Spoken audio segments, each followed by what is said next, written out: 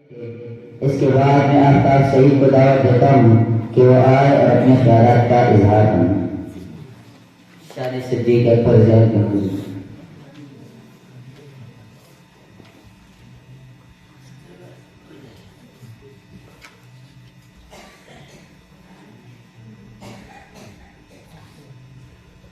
نحمده ونصلي على رسوله الكريم أما بعد فأعوذ بالله من الشيطان الرجيم بسم الله الرحمن الرحيم وسيجنبها الأتقى الذي يؤتي ماله يتزكى وما لأحد عنده من نعمة تجزى إلا ابتغاء وجه ربه الأعلى ولسوف يرضى. وقال النبي صلى الله عليه وسلم مروا أبا بكر فليصلي بالناس صدق الله العظيم وصدق رسوله النبي الكريم. اس بات میں نہیں مجھے عابد کوئی کلام، اس بات میں نہیں مجھے عابد کوئی کلام، میرے نبی کے بعد میں صدیق کا مقام. وہ کتنا خوش نصیب کے ہیں مصطفیٰ کے بعد صدیق میرے رہبر و مرشد و امام. قدمان میرے کیوں نہ ہو فریش شاہی، قدمان میرے کیوں نہ ہو فریش شاہی، سو جان سے ہوں صدیق کا غلام. جس دن ہے محبتی صدیق جاگزی، جس دن ہے محبتی صدیق جاگزی، بلّہ اس پہ آتش دوزخ ہوئی حرام. محترم اساتذہ اکرام، منصفین عزام اور میرے جامعہ ہادہ کے ننھے منھے چیختے مہکتے بلبلوں، السلام علیکم ورحمۃ اللہ وبرکاتہ.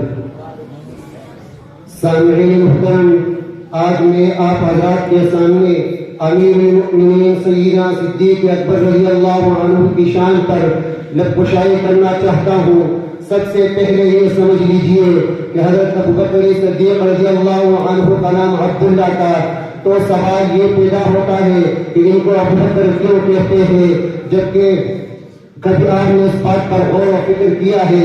کسی نے کہا کہ پہلے اسلام لائے، کسی نے کہا ابوبکر کا معنی صبح ہونا ہے، کسی نے کہا ابوبکر کا معنی پتھر کفا.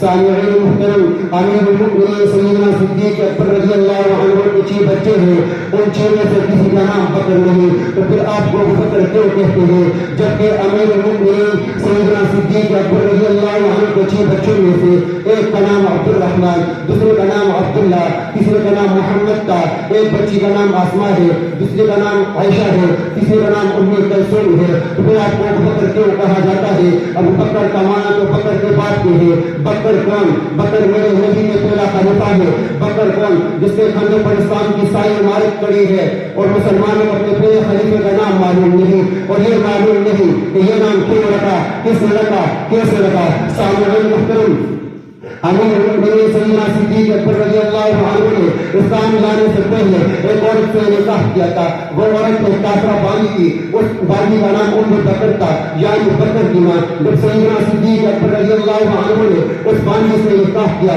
تو وہ بچہ بھی ابوبکر کے گھر آیا، اور وہ بانی بیوہ تھی جس کے ساتھ سیدنا صدیق اکبر رضی اللہ عنہ نے اسلام لانے سے پہلے نکاح کیا تھا. وہ بچہ بھی ابوبکر کے گھر آیا. ابوبکر صدیق رضی اللہ عنہ نے اس بانی سے نکاح کیا تو حضرت ابوبکر صدیق رضی اللہ عنہ اس پر سکی بابن کا ابوبکر کہلائے.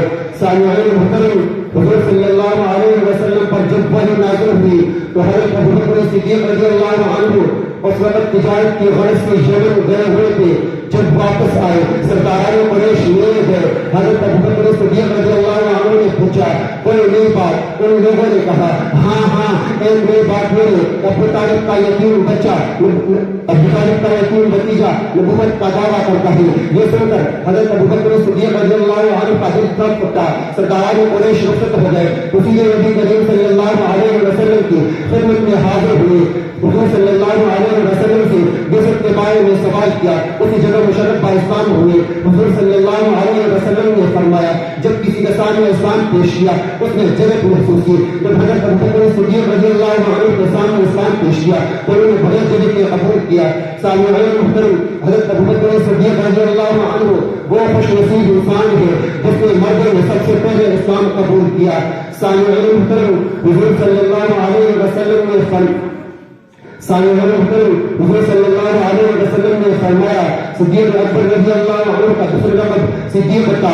بعض لوگوں نے اس کی وجہ یہ بیان کی ہے کہ آپ رضی اللہ عنہ نے سب سے پہلے اسلام لایا تھا، لیکن حضرت ابو ہریرہ رضی اللہ عنہ کی روایت ہے حضور صلی اللہ علیہ وسلم نے سفر معراج میں جبرائیل امین سے پوچھا اے جبرائیل امین بتا میری قوم میں اس واقعہ کی تصدیق کون کرے گا؟ جبرائیل امین نے جواب دیا اے محمد امین المؤمنین سیدنا صدیق اکبر رضی اللہ عنہ اس واقعہ کی تصدیق کریں گے کیونکہ وہ صدیق ہے. چنانچہ ایسے ہوا جب حضور صلی اللہ علیہ وسلم سفر معراج سے واپس آئے تو حضور امیر المؤمنین سیدنا صدیق اکبر رضی اللہ عنہ نے بغیر کسی دلیل کے تسلیم کیا. سامعین محترم، حضور صلی اللہ علیہ وسلم کی رخصتی کے بعد امیر المؤمنین سیدنا صدیق اکبر رضی اللہ عنہ کو خلیفۃ الرسول اور جانشین بنایا گیا. حضرت ابوبکر صدیق رضی اللہ عنہ نے خلیفہ بننے کے بعد اپنے پہلے خطبے میں ارشاد فرمایا اے لوگوں میں تمہارا حاکم بنایا گیا ہوں لیکن تم سے بہتر نہیں ہوں. اگر میں نیک کام کروں تو تم میری مدد کرو، اگر میں برا کام کروں تو تم مجھے روکو. سامعین محترم، امیر المؤمنین سیدنا صدیق اکبر رضی اللہ عنہ نے 2 سال 3 ماہ 11 دن نظام خلافت کو چلانے کے بعد 65 سال کی عمر میں 22 جمادی الثانی کو اس دنیا فانی سے رخصت ہوئے اور رضی رسول حضرت عمر رضی اللہ عنہ نے آپ کی نماز جنازہ پڑھائی اور رضی رسول صلی اللہ علیہ وسلم نے اپنے محبوب امام الانبیاء خاتم الانبیاء سرتاج المرسلین محمود رب العالمین سعد الکوثر شاف المحشر حضرت عمہ کے لحظر حضرت عبداللہ کے نور نظر شیر خدا کے بدر اور عثمان کے دلبر رفیق ابوبکر حضرت محمد مصطفیٰ احمد مصطفیٰ صلی اللہ علیہ وسلم کے پہلو میں آرام فرما ہوئے ہیں. اللہ رب العزت سے دعا ہے اللہ تعالیٰ ہمیں دین جیسے خلفاء عطا فرمائے اور نظام خلافت صدیق کو نافذ کرنے کی توفیق عطا فرمائے. اور میں اپنے تقریر شعر پر ختم کرنا چاہتا ہوں. میں تیرے خدمات گن کر بتا سکتا نہیں، میں تیرے خدمات گن کر بتا سکتا نہیں، خوبصورت پور میں اتنے دکھا سکتا نہیں. والسلام.